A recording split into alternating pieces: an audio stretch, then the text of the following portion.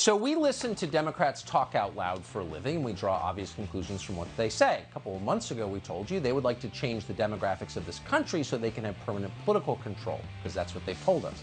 When we said that out loud, they attacked us. But now the data are in, the country is changing. We have the numbers to prove that. But it's their reaction to that change that tells you the most. We'll have that next. Got a new book out called The Long.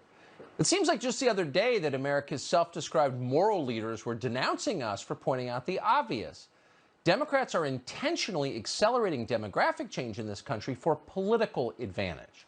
So rather than convince people to vote for them, that's called democracy, they're counting on brand new voters. That's what we said on the show. Immediately after we said that, they became completely hysterical. They tried to pull us off the air. They said we were espousing something called the Great Replacement Theory, a well-known racist fantasy. Right. In other words, shut up. And then this week, the new census numbers came out. Here's what those numbers show. The number, not the proportion, but the absolute number of Americans who describe themselves as white has dropped for the first time in our history since the census began back in 1890.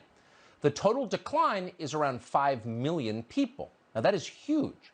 Experts who study demographics for a living were shocked by it. They'd never seen anything like this.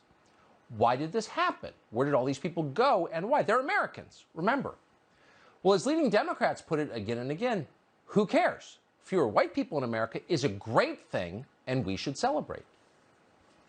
Right now, Stephen Miller and Donald Trump are at Mar-a-Lago, and they're throwing up because this is not the America they want to see. I was at the White House the other day, and guess who's got Stephen Miller's old office? Her name is Susan Rice, and she's one of us. And guess who is in Ivanka Trump's old office? Julie Rodriguez. Who? She is Cesar Chavez's granddaughter. Did you hear that? Her name is Susan Rice. She's one of us. Meaning she's a Democrat? No. It means she's not white. Us is the non-white people cheering the extinction of white people. That was on television. Think about that for a minute. It's hard to think about it, actually, because it's that evil. And if you wanted to encourage permanent racial division, maybe even violence in America, that is exactly how you would talk on television. These people are completely out of control. They are dangerous. And it's not just CNN analysts who are talking this way. By the way, once again, there is no more divisive thing that you could say on television. There's no way you could more quickly and more permanently wreck the country than to encourage people to gloat over the decline of a race. Seriously? Imagine any other race. People talking like that. It's nuts, actually. But again, members of Congress are talking that way, or even fake ones. Here's Eleanor Holmes Norton, who pretends to serve in Congress. Look at where the population is, and that's how we win or have to try to win in the census numbers.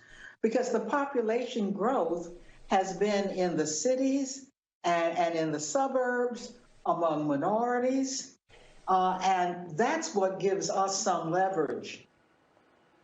Got that? Democrats win when we have fewer white people in the country, and that's why they're celebrating the new census numbers. She just said that out loud.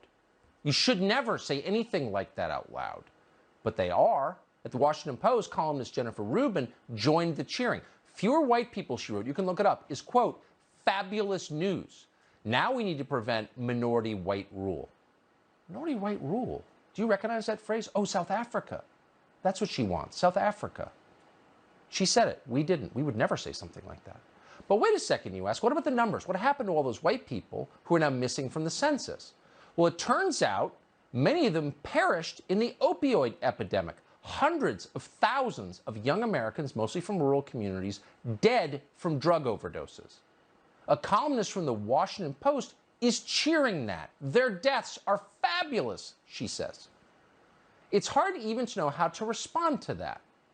So we're going to pull back and let Pedro Gonzalez assess it. He's the associate editor at Chronicles Magazine, and we're happy to have him join us now. Pedro, thanks so much for coming on. Boy, if you wanted to wreck the United States and cause actual conflict, you would talk like Jen Rubin. Why are they talking this way? Because this is about power and control. And the funny thing about the Rubin narrative is basically white people are being marginalized, but you're not allowed to notice. You're not even allowed to talk about it. And if you disagree with them being marginalized, you're racist.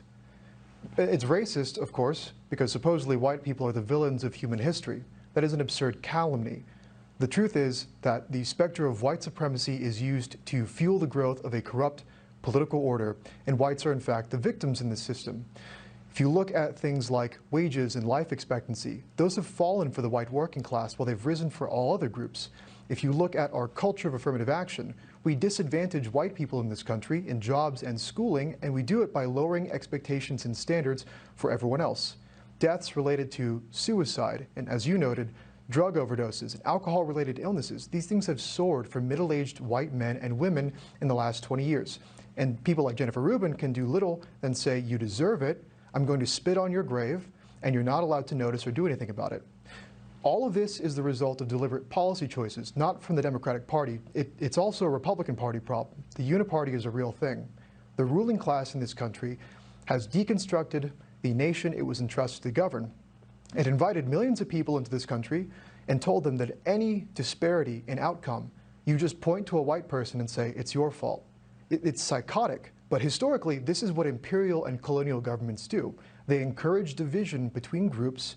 In other words, making people hate each other is the point. The neoliberal politics of racial grievances, of demographic deconstruction, are about poisoning the moral character of Americans and making them so hateful toward each other that they don't notice people like Rubin and they don't notice people like the Uniparty are actively trying to destroy their lives. I think we need to stop talking about race entirely in this country and just talk about Americans. I mean, hundreds of thousands of Americans, leaving aside their color, have died of opioid ODs, and the only one anyone in Washington notices is George Floyd. So how do you think Americans feel about that? If your nephew or your son just died at 22 of an opioid OD and Jennifer Rubin says that's great news, like, you're going to get something horrible if you keep acting that way, aren't you? Right. Yeah. No, it's fundamentally dehumanizing. You're completely stripping people of the thing that makes them human and basically just reducing them to points on a board. The fewer white people in this country, like you said, is a good thing. And again, if you're a white person and you hear this, what is your reaction going to be?